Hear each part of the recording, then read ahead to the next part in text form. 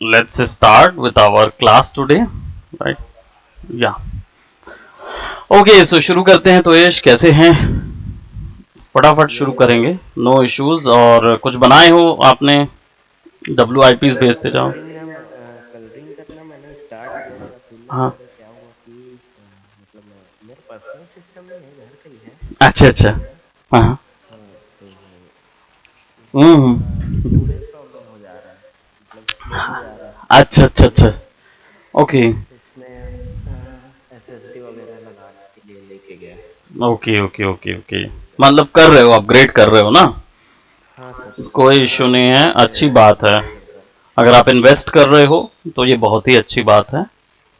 वो अपने सिस्टम पे इन्वेस्ट कर रहे हैं ना, राइट? सो हाँ, इट्स वही मतलब एल्बम डिजाइनिंग का काम सर, मतलब ऑल राइट। क्रिएटिव है वो सब। चलो, ये तो बहुत ही अच्छी बात है कि आप आपके घर में बहुत जन हैं जो ये चीज कर रहे होंगे, यस सर, राइट? शुरू से ही यही। शुरुआत से ही। Okay, that's very good.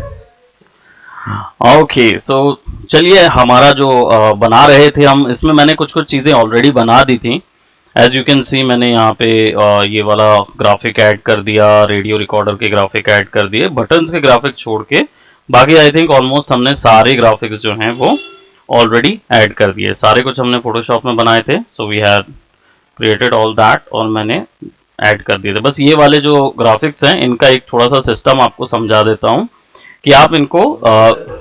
Button के? हाँ, जो बटन के ग्राफिक्स है ना, इनको आप एक ही टेक्सचर में बना सकते हो सारे के सारे, और अलग अलग ज्योमेट्री में बिल्कुल एक्यूरेटली फिक्स कर सकते हो, है ना? तो वो कैसे करेंगे, late me just show you. सबसे पहले हम लोग क्या करेंगे, फोटोशॉप में जाके हम एक इमेज बनाएंगे जिसमें ये अलग अलग आइकॉन्स एक एक गैप में ग्रिड लाइन पे फिक्स हो।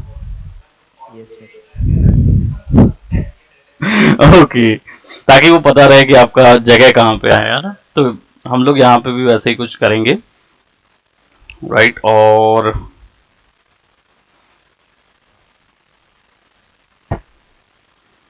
क्योंकि प्रीवियसली हमने दो तीन टेक्सचर्स में ये चीज़ काम की थी, हमारे टेक्सचर्स मैप चल रहे हैं। यहाँ पे एक और मैं क्रिएट कर रहा हूँ, और इस बार इस टेक्सचर मैप को मैं स्क्वायर पे क्रिएट करूंगा। सो आई एम हैविंग 1080 हम लोग A4 साइज में कर रहे थे। AC चला लो फिर, चला लें AC। ओ गॉड, पीछे से चालू तो करो। ओके, तो यहाँ पे हम इसको 1080 है। मैं इसको डिजिटल वर्ल्ड के स्क्वायर HD में ले आता हूँ, विच इज 1024 1024। बटन वाले कर रहे हैं सर आप? कौन सा वाला? बटन वाले ही कर रहे हैं अपन, ठीक है। अच्छा। बटन कवर करके फिर मैं इसमें बता दूंगा कि नॉर्मल्स और बम्प्स स्क्रैचेस वगैरह कैसे डालने हैं। तो आज हमारा ये चीज कंप्लीट हो जाएगा, हार्ड सरफेस मॉडल कंप्लीट हो जाएगा, ठीक है। Yes sir. उसके बाद फिर हम लोग कैरेक्टर वगैरह कंप्लीट करके फिर आपका पूरा माया का सार हम एक्चुअली हाँ इसमें दे सर। रहे हैं, यस सर। है ना? सो 1024 क्रिएट करेंगे, और यहाँ पे हमारे पास फटाक से एक स्क्वायर में आ गया है जगह। And let's give a base colour. और बेस कलर जो है वो हमने ऑलरेडी यहाँ पे से उठाया हुआ था। तो ये वाला जो बेस कलर है वो एक्चुअल में इसकी वैल्यूज जो हैं वो हमारे पास अवेलेबल हैं over in file open in recorder 1। So recorder दिख रहा है यहाँ पे कहीं, रेडियो रिकॉर्डर। इसके अंदर जो कलर्स यहाँ पे पुट हैं वो एक्चुअली बटन के कलर्स भी हैं। तो एग्जैक्ट कलर है, इसको उठा के भी इधर एग्जैक्टली पुट कर देंगे। And then what I am going to do, I am gonna take this as a reference, और इसको ड्रॉ करेंगे, ठीक है। तो सबसे पहले दो सर्कल बनाने हैं, और एक सर्कल चॉप ऑफ होना चाहिए, राइट? सो इसको ऐसे भी बना सकते हैं कि हमारे पास एक सर्कल हम ले लेते हैं विद द शेप, और इसका जो फिल है इसको वाइट करना है एग्जैक्टली, ठीक है। और इसका जो स्ट्रोक है, दो दो तरीके हैं। एक तरीका है कि स्ट्रोक का कलर ना वो एग्जैक्टली आप सेम कर दो, just like this colour. Let me just pick this up, और हम यहाँ जाएंगे, इस कलर को पिक करके स्ट्रोक हमने फिक्स कर दिया, और इसी का एक डुप्लीकेट ले लो तो ये ऐसा चॉप हो जाएगा। आपको अलग से वो सब्ट्रैक्शन मल्टीप्लिकेशन देने की ज़रूरत नहीं है। इसको यस सर। सेलेक्ट, और इसको हम क्या करेंगे, शेप में जाएंगे और यहाँ पे जो स्ट्रोक वैल्यू है वो हम लोग करीब 3 पिक्सल कम या 4 pixel, it's up to us. I am going for a 2 pixel less. ठीक है, और इसका जो चॉप एरिया है आई थिंक कितना है, we have to see. So let me just see कि कितना है। काफ़ी कम है। सो ये मतलब कुछ इस तरीके से चॉप है ना। और इसका साइज सर जो है वो ना, कैसे दिखा वो वाला माया वाला? माया वाला जो है वो ऐसा है, ये वाला। सर उसमें फ्रंट वाला ऊपर है क्या? हम्म। ये फ्रंट में जो सर्कल है वो ऊपर है क्या? हाँ वो ऊपर है ना। ऊपर वाला सर्कल हाँ। यहाँ पे इसको हाँ फ्रंट सर्कल ऊपर है ऐसा वाला, ऐसा, ऐसा बोल रहे थे। है ना। वो दोनों एक ही बात है, अगर इसको भी ऊपर रखूं तो भी एक ही बात है। मैं उल्टा लगा सकता हूँ इसको, यूवी को उल्टा कर सकता हूँ, है ना। हाँ ये तो हाँ। हम बेसिकली इसलिए कर रहे हैं कि हमें एक जगह पे देना है इसको। और आई थिंक ऊपर वाले का जो स्ट्रोक है वो थोड़ा सा कम होना चाहिए। 3 pixel would be much better, right. दोनों को ग्रुप कर लेंगे, कंट्रोल टी, और इसको छोटा कर देंगे क्योंकि शेप है, इसके कारण से अपनी क्वालिटी लूज नहीं करेगा। Yes sir. अब इसके बाद एक और ले लेंगे, हमारे पास जो माया में है REC। तो ये फॉन्ट जो है वो हमारे पास ऑलरेडी रेडियो रिकॉर्डर का फॉन्ट है। इसका एयर स्ट्राइक बोल्ट 3D है या क्या है, इसका नाम है एजेंसी FP, राइट। ये फॉन्ट को कॉपी कर लेते हैं, इधर जाएंगे और यहाँ पे एक फॉन्ट लगाएंगे, कंट्रोल एजेंसी FB जो है वो ऑलरेडी लगा हुआ है क्योंकि मेरे क्लिपबोर्ड में था। सो इसको हम कर देंगे REC रिकॉर्डर, और let's select that, control T, 90 degree rotate कर देंगे और सेंटर पे ऑल्ट दबा के फिक्स कर देंगे, तो it should be somewhat like that. ठीक है, अब इसका गैप जो है वो हम ग्रिड पे लगाएंगे। तो ग्रिड जो है वो कितना बड़ा होना चाहिए इस पे डिपेंड करता है। तो मैं इसको डिवाइड करूंगा, कितने ग्राफिक्स हैं पहले देख लूं यहाँ पे, 1 2 3 4 5, है ना, 5 ग्राफिक्स हैं। तो ये पूरे सीन को कितने डिवीजन होने चाहिए, 1024 पे है। तो देखो ये कैलकुलेशन कर लोगे तो अच्छा है, नहीं भी करोगे तो कोई दिक्कत नहीं है, आप अपनी मर्जी से भी रख सकते हो, बट इसमें क्या है, एग्जैक्ट कैलकुलेशन आ जाता है। मल्टीप्लाई, सॉरी, डिवाइडेड बाय, इसको सी करेंगे, 1024 डिवाइडेड बाय 5, 5 में भाग कर देंगे तो 2048 का एक डिवीजन होना चाहिए। ये डिवीजन कहां से आएगा, एडिट में जाएंगे, प्रेफरेंसेस में, guides and grid and slices. ठीक है, तो एक जो ग्रिड लाइन एवरी जो सब डिवीजन दिया है वो 94 का दिया है ना। तो इसको कर देंगे 1, और ग्रिड लाइन जो है वो 1 पिक्सल की है तो इसको 206 और समथिंग का था ना, तो 206 के हिसाब से डिवाइड कर लेंगे। ओके कर दिया। तो अब क्या हुआ, मैथमेटिकल रूप से होता है ना तो फिर दिक्कत नहीं होती। तो जैसे अब ये एक फिक्स हो गया और ये आपका एक फिक्स हो गया, तो अब मैं यहाँ पे हॉरिजॉन्टली अगर अपने टेक्सचर को लगाऊंगा, है ना, इसका टेक्सचर वहां फिक्स करूंगा तो ये फिक्स हो जाएगा वहां पे। ठीक है, अदर देन दैट REC, और फिर ये दो ट्राइंगल, ट्राइंगल और ब्लॉक। तो we could do that in, ये देखो सेंटर पे लगा, I think this is like in the quite centre.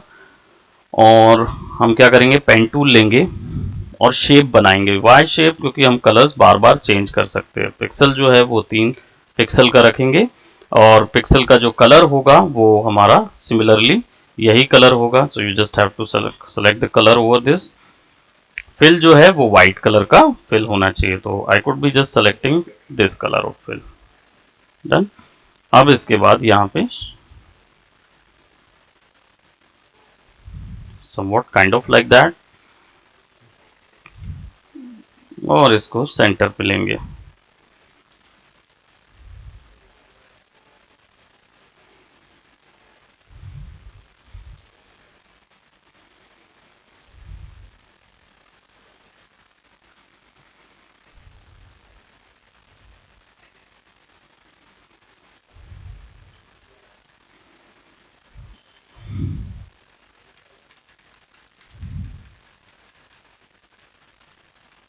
Right, is it division?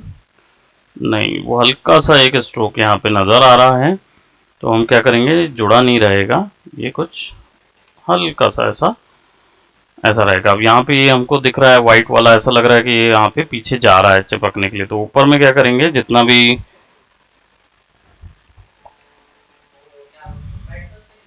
Hmm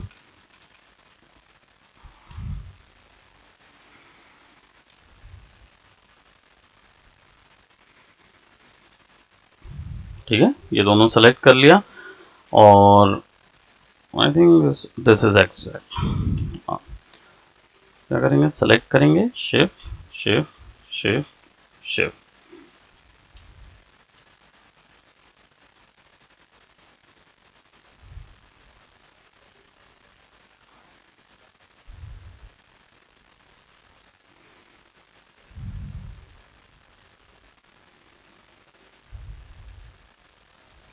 done. तो ये हमारा ये तीनों चीज आ गई और इनको करेंगे ग्रुप, कंट्रोल टी और ऑल्ट दबा के सेंटर की तरफ फिक्स कर देंगे, ताकि हमारे पास ये थोड़ा सा इतना बीच में रहे। ये ग्रिड बेस्ड रखने में क्या फायदा होगा कि टेक्सचर आपका एक दूसरे से ओवरलैप नहीं होगा। Now let's take this one. इसका ऑब्वियस सी बात है एक अपोजिट भी होगा, क्योंकि टेप रिकॉर्डर है तो इसका जस्ट एक अपोजिट, अच्छा ये वाला है प्लस प्लस और एक स्क्वायर है, तो चलिए दोनों ही को डाल देते हैं। ये प्लस प्लस वाला जो है उसमें दो है कि सिंगल है, सिंगल है। ये प्ले एंड पॉज बटन है, राइट। सो इसको ही क्या करेंगे,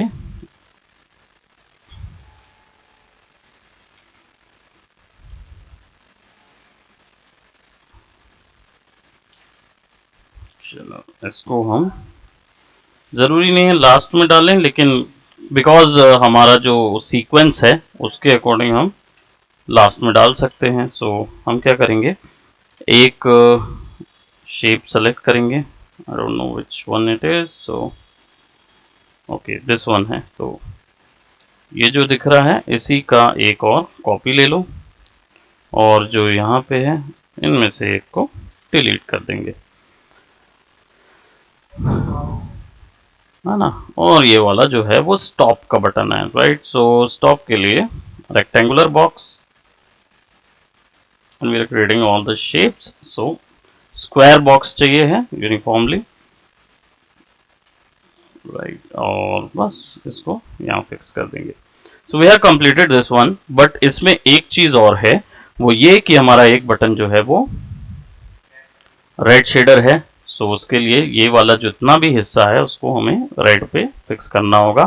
सो इस चीज को ध्यान रखेंगे और सिंपली एक नई लेयर बीच में लगाएंगे और यहाँ से यहाँ तक मैं एक बीच में पूरा एक सेक्शन ले रहा हूँ और इस रेड को आइदर हो सकता है मैं किसी और उस पे लूँ इसको, है ना। तो दोनों चीज हो सकती है, सेलेक्टेड दैट, और एक रेड मैंने, हो सकता है मैं किसी और शेडर में इसको देना चाहूँ तो वो भी दे सकता हूँ।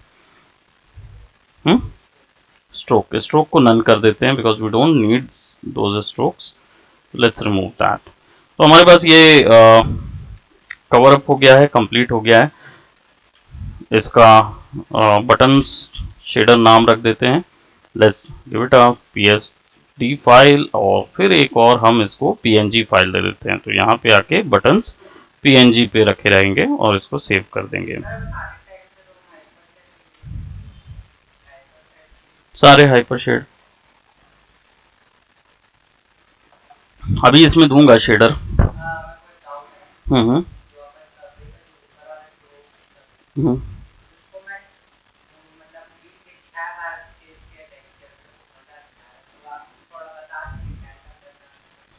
हाँ, किसमें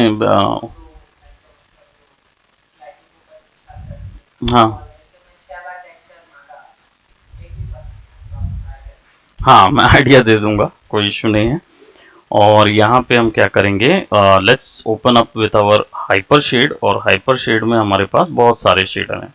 बटन्स के लिए हमने कोई शेडर बनाया नहीं है, तो राइट क्लिक करेंगे, क्रिएट नोड पे जाएंगे, मेरे फेवरेट्स पे आर्नोल्ड है, लेट्स ओपन दैट वन। और यहाँ पे मैं इसका नाम बटन्स अंडरस्कोर या बटन्स ही रख देता हूँ, ठीक है, बटन्स नाम है। और इन सब को सेलेक्ट करके हम ये बटन्स शेडर अप्लाई कर देंगे। ठीक है, तो ये now we have a button shader और इन सब में कलर पे एक ही फाइल जा रही है। So let's go to file और कौन सी जगह पे था, तो it's in D my computer D Ankit Martin और इसके अंदर पे यहाँ पे अंकित मार्टिन माया यूवी और यहाँ पे बटन्स का एक पीएनजी बटन होगी। तो इसको ओपन कर देंगे। अब देखो ये कैसा आया, REC 0000, बड़ा अजीब टाइप के, किसी किसी में फुल किसी में कुछ, क्योंकि किसी किसी में हमने अनरैप लगा दिया था। तो जब इसको यूवी एडिटर में ओपन करेंगे तो हमको दिख जाएगा कि हमारा अनरैप जो है वो मैंने ऑलरेडी सेट किया हुआ था, तो समझ आएगा। तो हम क्या करेंगे, इसको सेलेक्ट करेंगे and let's take it up to this one और राइट हम इसको स्केल करके यहाँ पे फिक्स कर देंगे।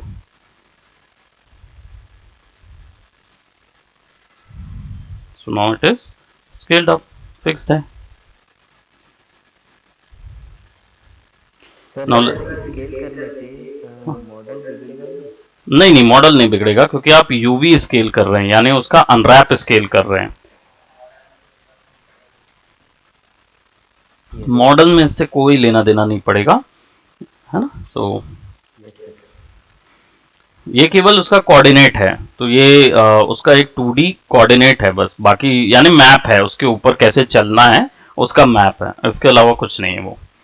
तो वो ज्योमेट्री नहीं डिफॉर्म करेगा। यस राइट, तो हमारे पास यहाँ पे आ गया 1 2 और ये थोड़ा सा हम नीचे करेंगे इसको, या टू बी प्रिसाइज सेंटर पे होना चाहिए ना थोड़ा।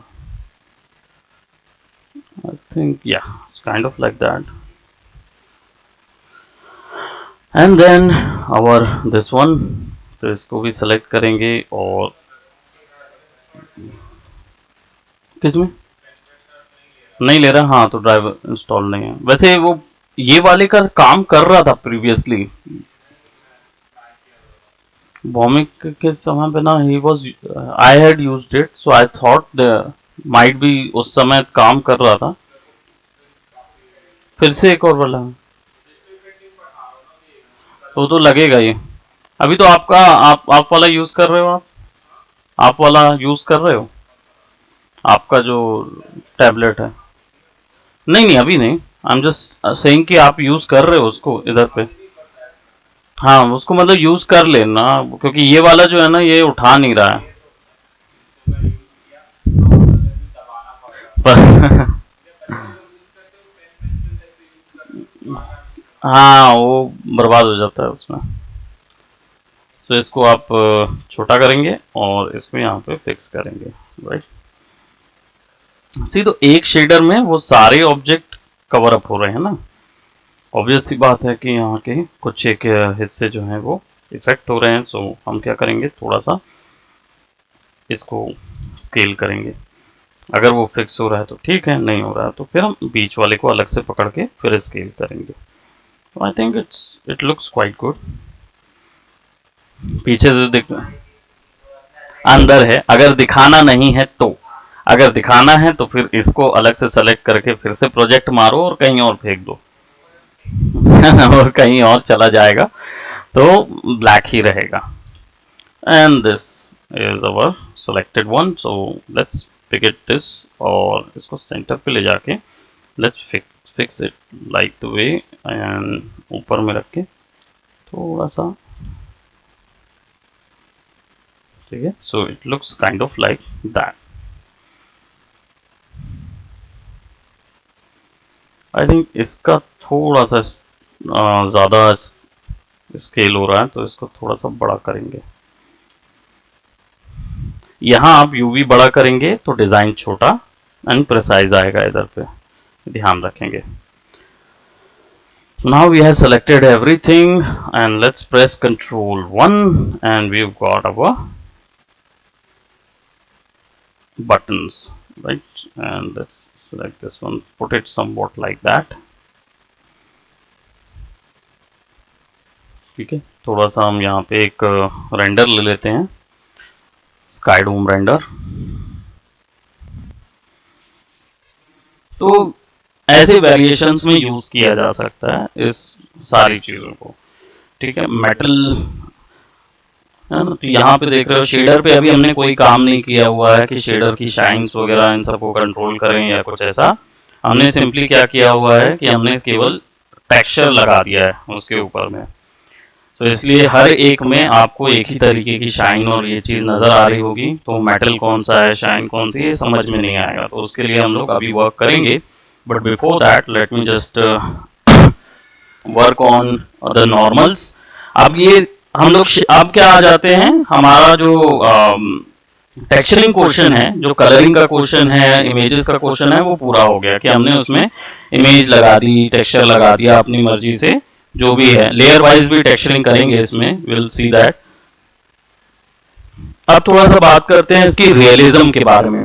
अभी केवल हमने किसी भी ऑब्जेक्ट का जो मटेरियल होता है उसमें हमको पता है कि भाई शेडर भी होता है और टेक्सचर भी होता है।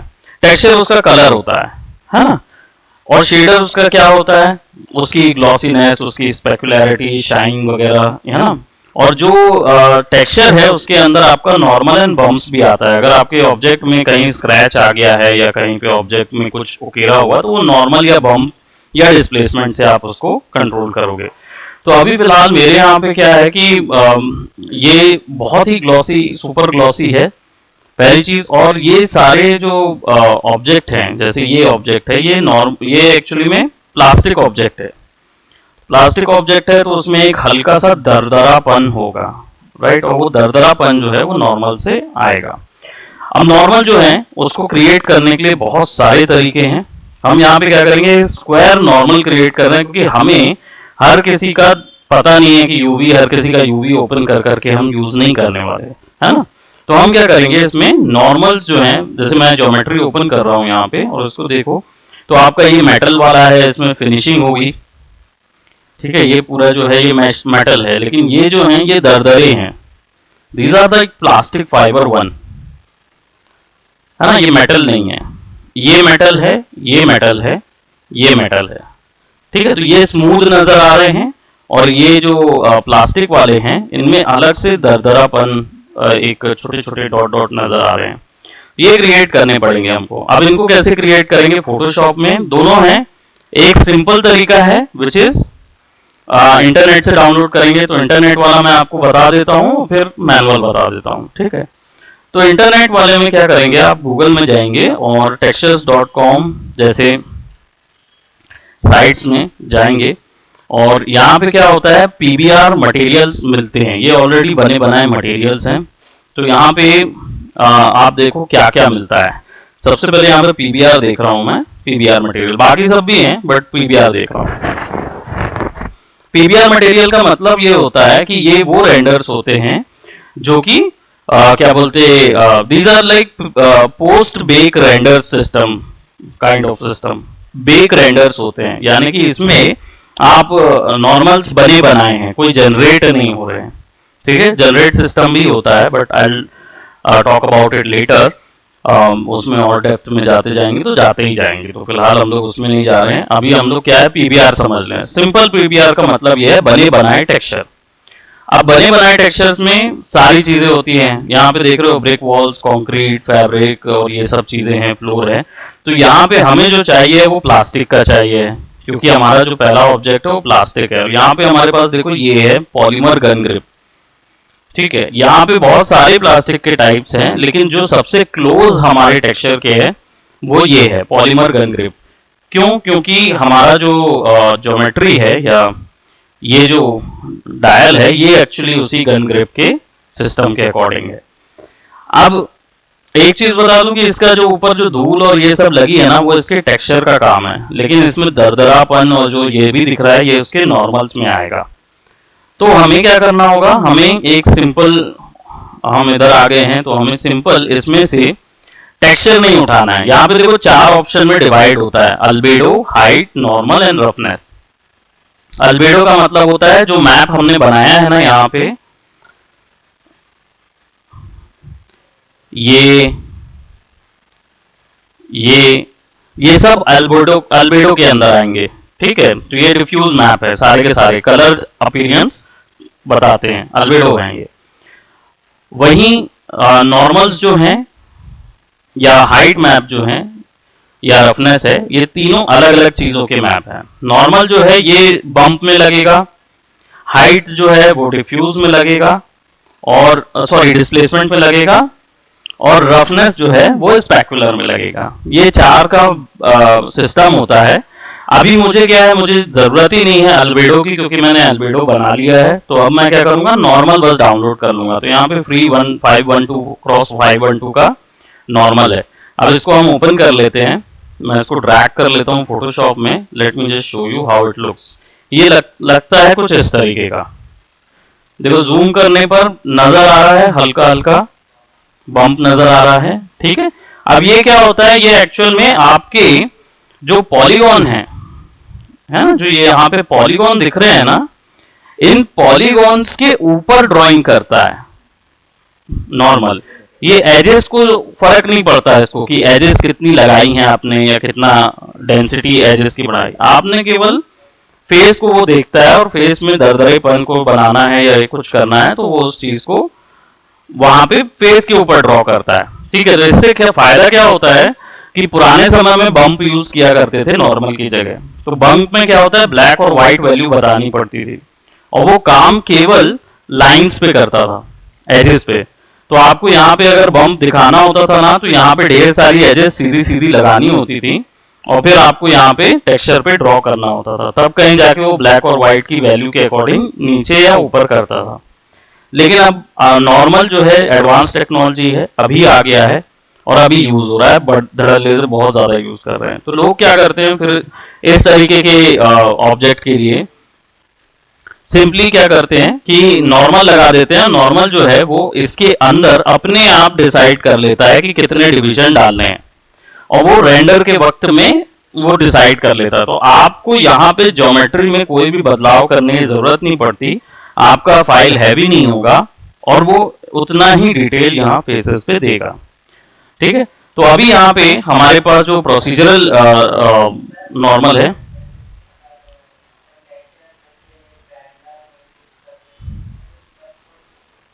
टेक्सचर ट्रायंगल्स में अगर बनाते हैं या ट्रायंगल्स में डालते हैं, एक क्वेश्चन है कि भाई ट्रायंगल्स में यूज करते हैं तो गड़बड़ी तो नहीं होगी? तो नहीं, बिल्कुल नहीं होगी।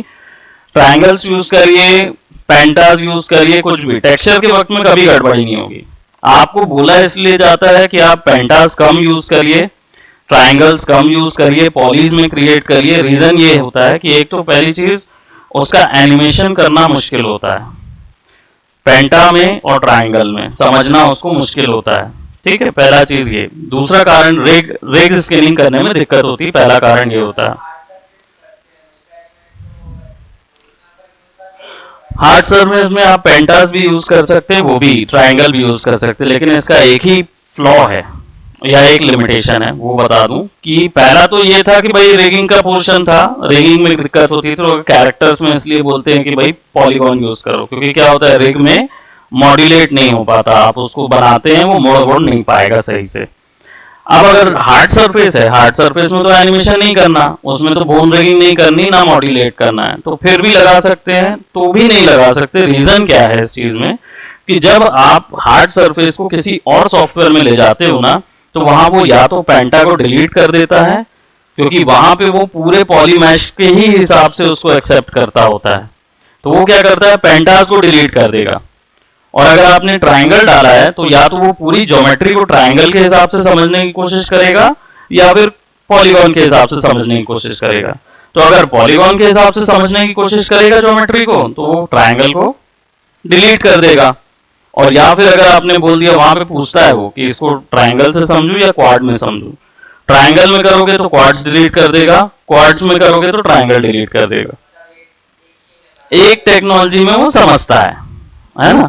तो अब हमको क्या करना है, हमको अगर जैसे फॉर एग्जांपल मैंने बात की थी वर्क फ्लो की, कि आप जब माया में कोई चीज बनाते हो, माया के भीतर ही रखना है ना, तो पेंटा रखो, ट्रायंगल रखो, कुछ भी रखो, कोई फर्क नहीं पड़ता, क्योंकि वो माया के आपके वर्क के लिए है।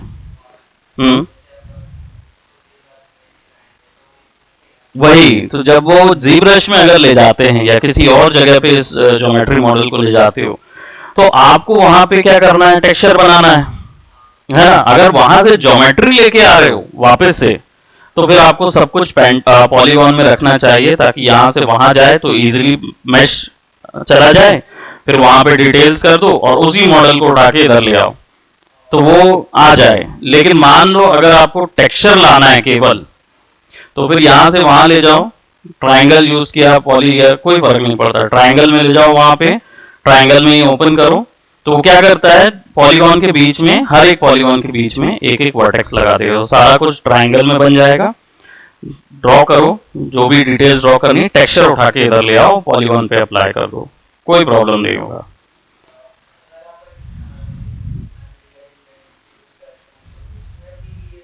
सब सब सॉफ्टवेयर में, सारे सॉफ्टवेयर में। अगर कोई ये भी क्वेश्चन है रोशन का कि भाई अगर मैं इसको किसी और इंजन पे या किसी और सॉफ्टवेयर पे ले जाता हूँ, अदर देन ZBrush या मडबॉक्स या कोई भी स्कल्पटिंग सॉफ्टवेयर के अलावा भी कहीं और ले जाता हूँ, तो क्या ये मुझे ट्राइंगल में ही करना है या पेंटागन में ही करना है या पॉलीगॉन में ही करना है? सिंपली है, आप जब अपने सॉफ्टवेयर से किसी और सॉफ्टवेयर में ले जाते हो, चाहे वो 3D हो, 2D हो, कैसा भी सॉफ्टवेयर हो, आप अगर यहां से कोई ऑब्जेक्ट बाहर निकाल रहे हो, तो उसका एक स्टैंडर्ड फॉर्मेट होना चाहिए ताकि दूसरा इसको आसानी से समझ सके। अगर वो चीज नहीं होगी तो आपका काम खराब है। क्यों? क्योंकि वो उसको समझेगा ही नहीं, राइट। तो आप फिर वहां ले जाओगे तो आप ज्योमेट्री के साथ कुछ कर नहीं पाओगे। तो अगर आप इसको ले जाके अनरियल में भी ले जाते हो, टेक्सचर भी अप्लाई करते हो, सब कुछ करते हो, तो वहां पे अनरियल भी रीड करने का तरीका वही है उसका, कि वो भी पॉलीगॉन पे रीड करेगा या ट्राइंगल पे रीड करेगा। ट्राइंगुलेट कर लेगा पूरी चीज को, तो भी आप उसको एनिमेट नहीं कर पाओगे। एनिमेट तो वैसे भी नहीं करवा पाओगे क्योंकि हाफ हार्ड सरफेस है और ट्राइंगल में रखे हुए। रोबोट में डेफिनेटली रोबोट में यूज कर सकते हो, लेकिन लेकिन उसमें भी एक दिक्कत है। आप लोगों को खैर अभी आप आगे जाओगे ना तो टेक्सचर और ज्योमेट्री दोनों ही मूव होती है, दोनों ही मूव होती है। ये एक बड़ा अजीब सा कैसा ये होता है एक्चुअल में, कई बार ऐसा होता है कि ज्योमेट्री आपने टेक्सचर लगा दिया ज्योमेट्री के ऊपर और ज्योमेट्री को रोटेट कर रहे हो, तो टेक्सचर ऑफसेट में रोटेट होता है, यानी कि टेक्सचर भी मूव होता हुआ नजर आएगा ज्योमेट्री के साथ। ठीक है, तो आपको जबकि टेक्सचर मूव नहीं कराना होता है, टेक्सचर तो वैसे का वैसे ही रहे, है ना, लेकिन टेक्सचर भी रोटेट होने लगेगा, यूवी भी रोटेट होते हैं।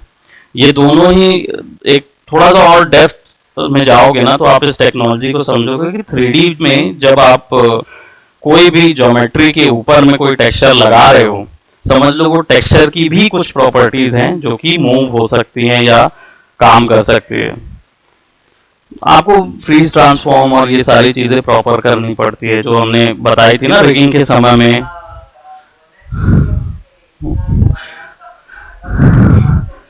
बीच अभी बहुत कुछ है, अंदर में बहुत कुछ है। अभी आपने तो अभी नया नया ये सीखा है कि एक्चुअली आउटपुट कैसे निकालते हैं इसमें से। अब उस आउटपुट को जो आपने रूल बनाया है, जो फाउंडेशन बनाई है, उस फाउंडेशन को तोड़ना मरोड़ना भी आपने अभी बचा है। आप अपनी मर्जी से इन रूल्स को ब्रेक भी करोगे और इनको मेक भी करोगे, आप नया रूल्स बनाओगे खुद का। तो वो चीज अभी समय है, अभी आप उसके लिए अभी नहीं आए हो। अभी आप पहले तो आउटपुट को ही पूरा एक्सप्लोर करना है कि कितनी चीजें से आप आउटपुट निकाल सक रहे हो। ठीक है, तो अभी फिलहाल होल्ड योर हॉर्सेस। भाई आप अभी समझ लो बोलना चाहिए एवरेज लेवल से ऊपर आ गए हो, you are on above average level. Average यानी जो एक एवरेज 3D आर्टिस्ट होता है उससे थोड़ा अधिक आपने वर्क फ्लो को जान लिया है। अब आप लोग आर्टिस्टेशन लायक अपने वर्क निकाल रहे हो, ठीक है, तो you are on above average level bit, right. लेकिन अभी you are not on expert और मास्टर लेवल, ठीक। अभी टाइम है, अभी बहुत कुछ है जो इसमें तोड़ने की जरूरत है। नहीं, we are talking about like a group, क्योंकि आपका भी आर्टिस्टेशन में चला गया and you also quite commendably इनके लेवल पे आप आ रहे हैं, है ना। इनको अभी थोड़ा सा और अभी आ रहे हैं, अभी कंप्लीट कितना टाइम लगा था? मुझे 12 साल लग गए। मेरे को और मेरे को 10 साल लगे थे। नहीं भाई, डेफिनेटली कर रहे हो। 12 साल से मैं ये कर रहा हूँ। और देखिए, मैं बोलूंगा कि जितने फास्ट आप लोग कर रहे हैं ना, मैं इतना फास्ट नहीं था। मैं काफी स्लोली इस चीज को समझा हूँ। हाँ, आप लोग अभी जिस हिसाब से आप लोग वर्क कर रहे हो, वो डेफिनेटली लग रहा है कि आप लोग मेरे समय में जब आप आओगे, लाइक 12 साल बाद, तो आप लोग मुझसे कुछ ज्यादा अभी के हिसाब से ऑब्वियसली बात है, क्योंकि मैं आगे आने वाले 12 साल में I would be on different level. तो आप वो नहीं पहुंचोगे, बट आप मेरी जो रिक्वायरमेंट स्पीड है, प्रोबेबली आप लोग आगे तभी हो पाओगे जिस समय में मर जाओगा, तो उस समय आप लोग आगे आ जा सके हो, राइट? तो दैट विल बी गुड। ये उम्मीद रहेगी आप लोगों की, क्योंकि मैं आप लोगों को कभी आगे तो निकलने नहीं दूंगा, ये तो यार, दैट आई गारंटी। बिल्कुल, कोशिश पूरी जारी रखिए कि आप जितनी देर में मुझे पीछे शोध कर सके। ओके, तो अभी फिलहाल हम लोग नॉर्मल्स की बात कर रहे थे। नॉर्मल्स हमारा अल्बेडो तो समझ आ गया कि कलर में डालना रहता है हर बार, लेकिन नॉर्मल जो है वो जाता है बम्प में। तो यहाँ पे कहीं बम्प नहीं दिखता है, केवल ज्योमेट्री एक ऑप्शन होता है, वहां पे हमें दिखेगा ये। और यहाँ पे ना थिन वॉल्ड भी ऑप्शन होता है। एक चीज ध्यान रखना, थिन वॉल्ड ऑफ रखो, इसको ऑन तभी करो जब ग्लास के साथ काम कर रहे हो, कांच वगैरह के साथ रहते हैं ना, तब इसको थिन वॉल्ड रखो। तो इससे क्या होता है, वो ये भी निकालता है कि आपकी ज्योमेट्री जो है, उसमें ग्लास अगर ज्योमेट्री है तो कितनी मोटाई है ग्लास की, वो भी वैल्यू कैलकुलेट करता है। तो नॉर्म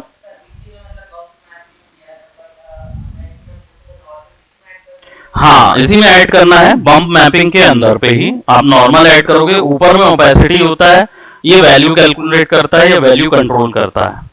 ठीक है, अब ये एक चीज और बता दूं, बहुत ही क्रूशियल चीज है। बम्प मैप जो है ये RGB का मिक्स होता है, रेड ग्रीन ब्लू का मिक्स होता है, यानी व्हाइट कलर इस पे बहुत असर करता है।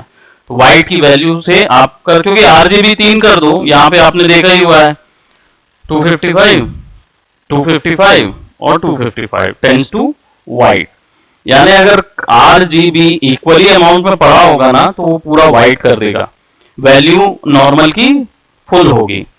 ठीक है, अगर जनरली क्या होता है, ये 128 128 रहता है ना? और इसका क्या रहता है, ब्लू जीरो क्यों हो गया, यहाँ तो पूरा ब्लू दिख रहा है आपको, है ना? इट्स काइंड ऑफ 225 रहता है इसका, सॉरी 255 रहता है। ठीक है, ये 128 रेड, 128 ग्रीन और 128 सॉरी 225 ब्लू, ये आपका नॉर्मल की एक्चुअल वैल्यू होती है। हम्म, हाँ, ये कलर कोड है। यानी कि तुम कहीं से भी कोई कलर लाना चाहते हो ना, तो तुमको बस कोड चाहिए होता है। जैसे ये 8080 FF है, ठीक है। मान लो मैं थोड़ा सा ये बता दूं तो इस, एंड देन फिर हम लोग डेफिनेटली चलेंगे। अ, ये कलर कोड्स होते हैं पूरे, है ना? तो मान लो आपको अगर कोई कलर स्पेसिफिकली कलर चाहिए है, तो आप मान लो ये पैलेट किया है किसी ने, और उस पैलेट पे जाके आप इसका कलर कोड देख रहे हो। तो जैसे लेट्स से मैंने ये सेलेक्ट किया, तो इसका हेक्स कोड क्या है? हाँ सर, जो फोटोशॉप में रहता है वो वाला, हाँ हाँ, ये दिख रहा है ना, फोटोशॉप के कलर पैनल में। कलर पैनल में रहता है। तो यहाँ पे हेक्स कोड बोलते हैं इसको, यानी #F39C12। ठीक है, F आखिरी वैल्यू होता है और 0 पहली वैल्यू होता है, राइट? और फिर वो 0 1 2 से पूरे चलते जाते हैं, और फिर आगे जाके वो क्या बोलते, A B C D E F ऐसे करके बढ़ते जाता है। तो यहाँ पे F जो है वो आखिरी वैल्यू होता है, यानी ब्लैक वैल्यू होता है। तो F39C12 हेक्स दिखा, इसको कॉपी कर लिया, और इसको मैं फोटोशॉप में ले जाके सिंपली यहाँ पे पेस्ट कर दूंगा। देखो वही कलर अपने आप आ जाएगा, हेक्स कोड भी। देखो धीरे धीरे बढ़ता है, नया नया चीज जो है ना, एक साथ पूरा ज्ञान ले लोगे तो नहीं बन पाएगा। सीधी सी बात है, उठा देते हो। अब हेक्स कोड का फायदा बस ये है कि मान लो तुमने जो काम बनाया है उस काम को अगर तुम किसी को एक्सक्लूसिवली बेचना चाहते हो, कंपनी को या किसी को, तो वो एक्सक्लूसिवली उसको बेचने के लिए आप कलर कोड भी बेच दोगे ना, तो उसको बहुत ज्यादा फायदा होगा। क्योंकि अगर वो कोई भी नई चीज ऐड करना चाहेगा तो आपका केवल कलर कोड कॉपी करके एग्जैक्टली कलर वहां पुट कर सकता है। तो चाहे टेक्सचर हो, चाहे किसी भी चीज का आप बना रहे हो, उसके स्पेसिफिकली कलर कोड पूरा टेम्पलेट बना के आप उसको दे सकते हो। ये बहुत ही अच्छा एक वैल्यू होता है। खैर आगे पैकेजिंग के बारे में अब आप लोग जुड़ चुके हैं तो आप लोगों को कुछ कुछ पैकेजिंग के बारे में पता चलेगा। ऑल राइट, सो ये जो नॉर्मल है, इस नॉर्मल को मैं वहां पे फिक्स कर रहा हूं। तो कलर पैकेजिंग जो सेल आउट करते समय कैसे कलर पैकेज आता है, कैसे सेल करते हैं, वो चीज हम लोग करेंगे, है ना। आपसे मुखातिब होंगे, पहले 2-4 वर्क आप भी हमें सेंड कर दीजिए, फिर देन डेफिनेटली हम लोग उसको ऐड करेंगे, है ना। तो यहाँ पे मैंने बम्प के अंदर एक फाइल डाल दिया, और बम्प की जो वैल्यू है, ऊपर नीचे जो भी वैल्यू आ रही है, यहाँ पे हम आगे जाएंगे और इस पे फाइल के अंदर जाएंगे, और फिर क्या करेंगे, अब हम बम्प की जो फाइल है उसको डालेंगे। तो हमने यहाँ पे डॉक्यूमेंट्स पे इसको सेव करके रखा है, डाउनलोड्स के अंदर पे, और इसका नाम क्या है वो देख लेते हैं। सर texture.com प्लास्टिक नाम है जो भी इसका। तो texture.com प्लास्टिक पॉलीमर 512 ओपन करेंगे, ठीक है। अब देखो कितना ज्यादा वैल्यू पे नजर आ रहा है, यहाँ पे अनरैप के कारण स्ट्रेच हो रहा है, क्योंकि हमने अनरैप नहीं किया है, अभी ज्योमेट्री में डायरेक्ट अप्लाई किया है ना। बाकी जितने हैं इनमें अलग अलग शेडर है, तो इसमें नहीं गया है, लेकिन जो बाय डिफॉल्ट वाले सिलेक्टेड हैं उनमें गया है, राइट। अब इसको थोड़ा सा रेंडर करके देखो तो आपको समझ जाएगा कि ये रेंडर में कितनी वैल्यू में नजर आ रही है, क्योंकि जो व्यू पोर्ट में नजर आ रहा है वो जरूरी नहीं है रेंडर पे उतना वैल्यू में नजर आए, है ना। तो कुछ एक हिस्सा गायब लगेगा, यहाँ पे बहुत ज्यादा है वैल्यू, इसलिए बहुत ज्यादा अधिक दिख रहा है। तो हम क्या करेंगे, अब हम जाएंगे थोड़ा सा अप ऑन लेवल, और ये ब्लैक प्लास्टिक शेडर पे डला हुआ है, तो हम इसके अंदर जाएंगे और बम्प के अंदर वैल्यू को हम क्लिक करेंगे, थोड़ा सेलेक्ट करेंगे, ऐसा करते हैं प्लास्टिक वाले को ग्राफ नेटवर्क पे ले आते हैं। जैसे ग्राफ नेटवर्क करेंगे राइट क्लिक करके नीचे, तो हमारा जो ग्राफ नेटवर्क है वो ओपन हो जाएगा, क्योंकि हमें इसको नॉट बेस्ड वैल्यू में समझना है, ठीक है। और यहाँ पे देखो नॉर्मल कैमरा के अंदर लगा हुआ है बम्प वैल्यू, तो यहाँ पे बम्प में आ जाएंगे, डेप्थ वैल्यू को 0.2 कर देंगे, ठीक है। Now as you can see it looks kind of nice, क्योंकि अब ये फिक्स हो गया है ना। तो यहाँ पे अगर आप रेंडर निकालोगे तो अब आपको समझ में आ जाएगा कि वो इतना ज्यादा जो दर्रा दर्रा नजर आ रहा था, अभी भी थोड़ा सा ज्यादा दर्रा दर्रा नजर आ रहा है, बट उतना नहीं। तो हम क्या करेंगे, इसको और वैल्यू को कम करेंगे, 0.2 प्रोबेबली, है ना। तो 0.02 करेंगे, ठीक है, बम्प की वैल्यू, और फिर से इसको पुट करेंगे। करना कुछ नहीं है, अल्बेडो के अंदर पे देखो अब ठीक आ रहा है, हाँ। तो 0.050 कर सकते हैं, एग्जैक्टली 0.05 कर दो, ठीक है। करना कुछ नहीं है, शेडर को सेलेक्ट करना है, उसके नॉर्मल कैमरा के अंदर पे बम्प 2D डालना है। अब ये डालने के लिए कुछ नहीं होता है, शेडर को आप जब सेलेक्ट करते हो तो ऐसी वैल्यू आती है, उसमें ज्योमेट्री के अंदर बम्पिंग के अंदर क्लिक करेंगे, फाइल के अंदर जाएंगे, बताएगा, पूछेगा कौन सी फाइल डालना है, सिंपली आपको अपनी नॉर्मल फाइल का पता बता देना है, और वो अपने आप नोड लगा लेगा बम्प 2D और टेक्सचर 2D, ठीक है। ये नोड अपने आप लगा लेगा। मैक्स वाले भी स्लेट एडिटर आप लोगों को बताऊंगा, तब आप समझ जाओगे वो चीज कि किस तरीके से उसका यूज करना है, ठीक है। तो अभी हमने यहाँ पे 50 किया, और एक यहाँ पे क्या दिक्कत आई, क्योंकि मुझे पता है कि इसका अनरैप अच्छे से नहीं हुआ है, या अनरैप हमने किया ही नहीं, राइट। तो it looks kind of like that, है ना। तो हम क्या करेंगे, सिंपली इसको पूरे को सेलेक्ट करेंगे और एक सिलेंड्रिकल अनरैप मार देंगे इसमें, ताकि एक्यूरेट वैल्यू आ जाए। अब देखो ये कैसा आ रहा है, तो सिंपल क्या करना है, इसको यहाँ पे प्लस एक छोटा सा रेड कलर का आइकॉन बनता है, क्लिक करो तो रोटेशन वैल्यू आ जाएगी। इसको रोटेट करने के लिए इस प्लस पे, और फिर इसको यहाँ से पकड़ के आप रोटेट कर सकते हो। तो आप इसको रोटेट कर दो 90 डिग्री पे, ठीक है। अब इसको वापस से वो प्लस पे क्लिक करो, तो आपको क्या मिल जाएगा, जैसे ही उस प्लस पे क्लिक करोगे, ये वाले छोटे से प्लस पे, तो आपको ये वापस से ये हैंडल्स मिल जाएंगे। इनको क्या कर दो, कवर कर दो, ठीक है। So now you will find something like that. अब क्या करना है, सिंपल है, इस पूरे को सेलेक्ट करो, कंट्रोल यू, ठीक है, वो फिलअप हो जाएगा, और इसको छोटा कर दो, और कोशिश करो कि ये इतना फिक्स हो, और या फिर जैसे कंट्रोल यू किया था, कंट्रोल एल कर दो, तो ये लेआउट में बिल्कुल उसी साइज पे आ जाएगा। हाँ, अब एक और चीज है, क्योंकि टेक्सचर पे कंट्रोल 1 और ये जो वैल्यूज हैं, इनको ना अलग से पूरों को सेलेक्ट करके प्लानर कर लो।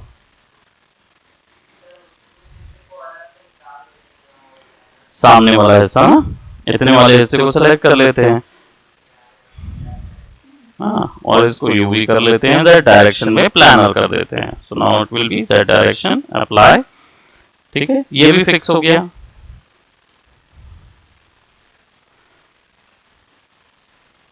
दोनों को सेलेक्ट करो, कंट्रोल यू और कंट्रोल एल, तो ये लेआउटिंग हो जाएगी, फिक्स, कंट्रोल 1। अब ये बराबर से वैल्यू आ जाएगी, और इसको आप रेंडर निकाल लो।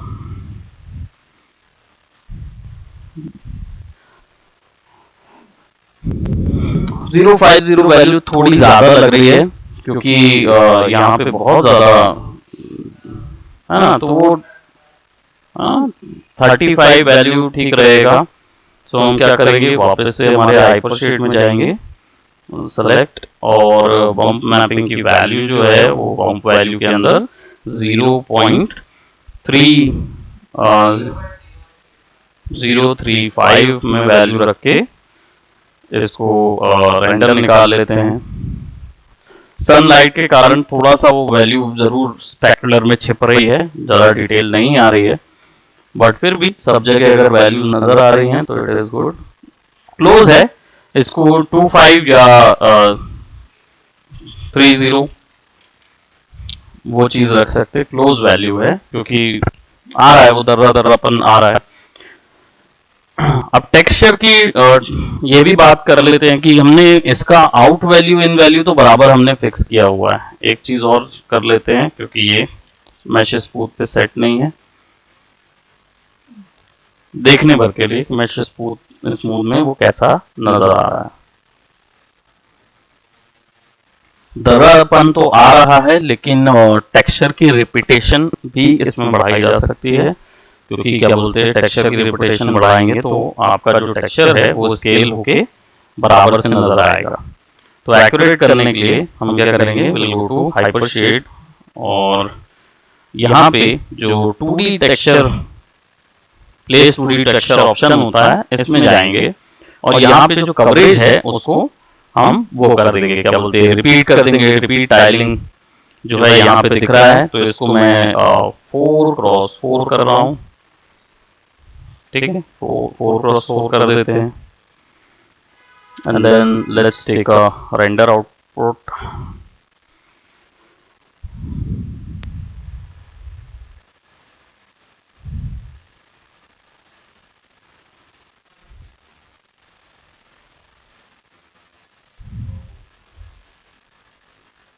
राइट, तो वो सब जगह फैल गया इक्वली। हाँ बोलो।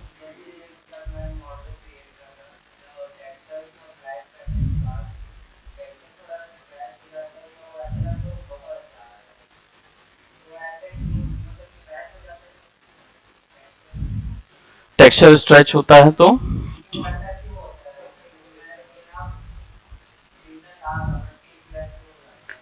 टेक्सचर डिवाइड, एक क्वेश्चन है कि टेक्सचर ज्योमेट्री में भले ही इनफ सब डिवीजन है लेकिन मेरा टेक्सचर जो है वो फिर भी स्ट्रेच नजर आता है, स्मूथ मारने के बाद स्ट्रेच हो जाता है।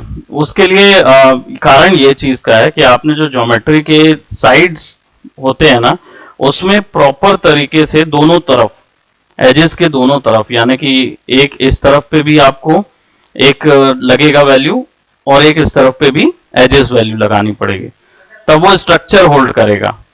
ठीक है, तो वो स्ट्रक्चर क्या होता है, स्मूथ लगने के बाद छोटा होता है, तो जब छोटा होता है ना तो ऑब्वियस ही बात है यूवी जो है वो बाहर निकल जाएगा।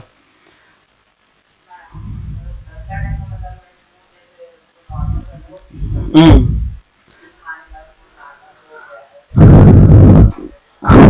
अलग दिखने लगता है, वो रीजन यही है क्योंकि ज्योमेट्री श्रिंक होती है। देखो आप अगर स्मूथ भी मार रहे हो ना तो ये समझ लो कि आप आपका जो ये व्यू पोर्ट है, यहाँ भले ही ज्योमेट्री आपको वो लाइन लाइन करके दिखेगी, पांच पांच पॉलीगॉन या 6 पॉलीगॉन, आपने 6 फेसेस बनाए तो, लेकिन जब रेंडर करते हो आप उसका, तो रेंडर करने पर वो क्या होता है, 6 का 36 हो जाता है। क्यों? क्योंकि आपने स्मूथ मारा हुआ है, तो वहां वो काउंट करेगा ही करेगा, वैसे ही करेगा जैसे 36 का स्मूथ डला हुआ है।